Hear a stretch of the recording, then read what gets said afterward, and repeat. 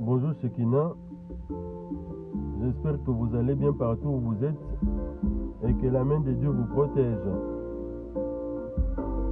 Merci mon frère Jonathan de m'avoir nominé.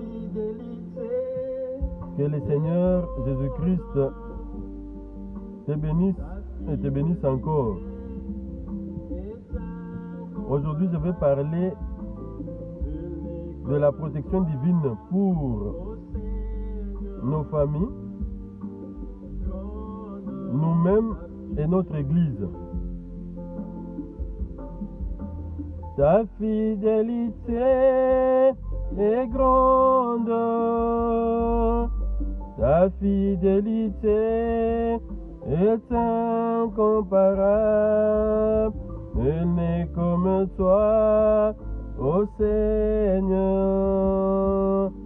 Grande ta fidélité, ta fidélité. Voilà, mes frères et sœurs, le Seigneur m'a mis encore à cœur de revenir sur ces thèmes.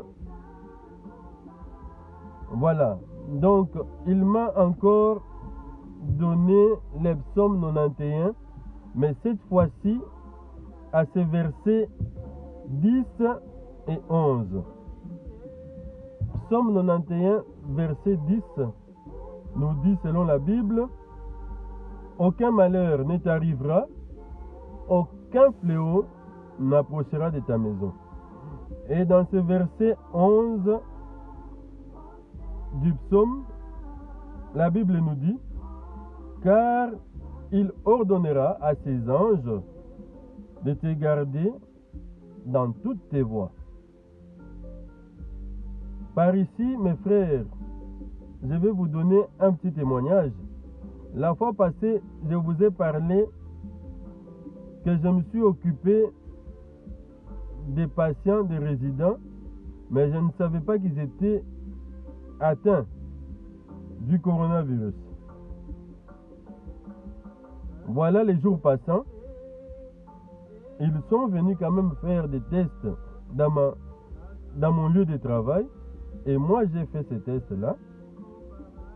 Du résultat, je suis sorti négatif. J'ai béni le Seigneur.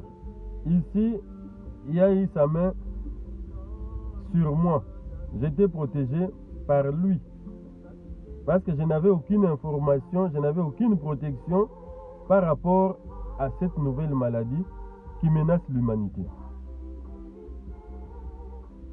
C'est pourquoi je voulais encore nous sensibiliser, revenir sur ces points. Pourquoi? Pour que ces deux versets, Psaume 91, 10 et 11, deviennent vraiment nos versets journaliers. Parce que bientôt, pour ceux qui ont des enfants, nos enfants vont rentrer à l'école.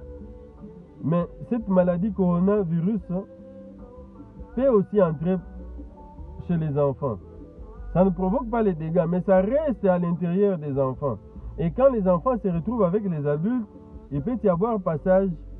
Et si c'est un adulte qui est faible, tout est possible. La maladie peut se développer chez l'adulte. C'est pourquoi je viens ici nous exhorter à encore davantage prier et demander protection de Dieu sur nos vies, sur la vie de nos familles et sur la vie de notre Église. Parce que les masques ne protègent pas, les mesures barrières ne protègent pas. Bien évidemment, ils sont conçus par des scientifiques, mais Dieu, il est les scientifiques au-dessus de tout. Nous devons effectivement respecter ces mesures barrières, respecter ce que les scientifiques disent. Mais nous ne devons pas nous fier seulement à ce qu'eux ils disent. Il faut que nous implorons la grâce de Dieu sur nos vies et sa protection sur nos vies. Comme je n'ai pas assez de temps, je passe à mon deuxième sujet qui est l'offrande. Je voulais tout simplement nous exhorter à aussi penser, si possible, à contribuer aux dîmes et aux offrandes pour l'Église. Même si actuellement nous ne nous rassemblons pas comme nous avons toujours fait, comme nous l'avons toujours fait d'habitude, mais je vois il y a des messages qui viennent avec les numéros de compte de notre Église pour pouvoir contribuer comme nous l'avons toujours fait d'habitude.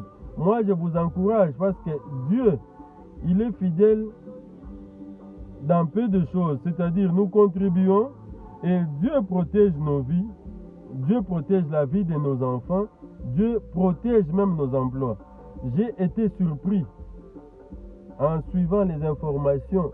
Un jour, j'ai vu des personnes qui se plaignaient, qui avaient reçu des licenciements par leurs employeurs, soit disant qu'aux reprises, il n'y aura pas assez d'activité et ces gens étaient déjà licenciés.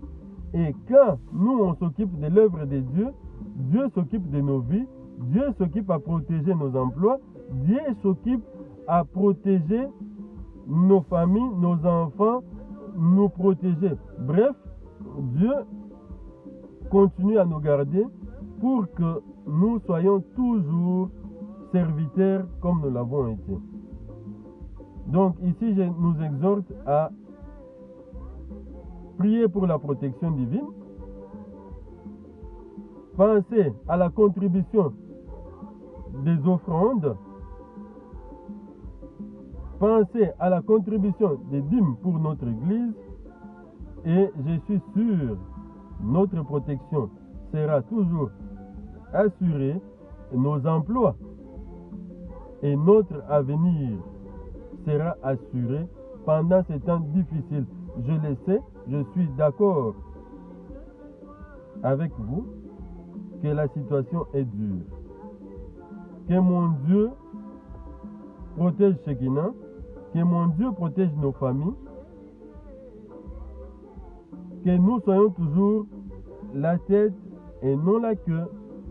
Que le Seigneur bénisse Shekinah, que le Seigneur nous bénisse, et je suis sûr que dans pas longtemps, il permettra, nous allons nous retrouver et nous allons les louer comme nous l'avons toujours fait avec vivacité.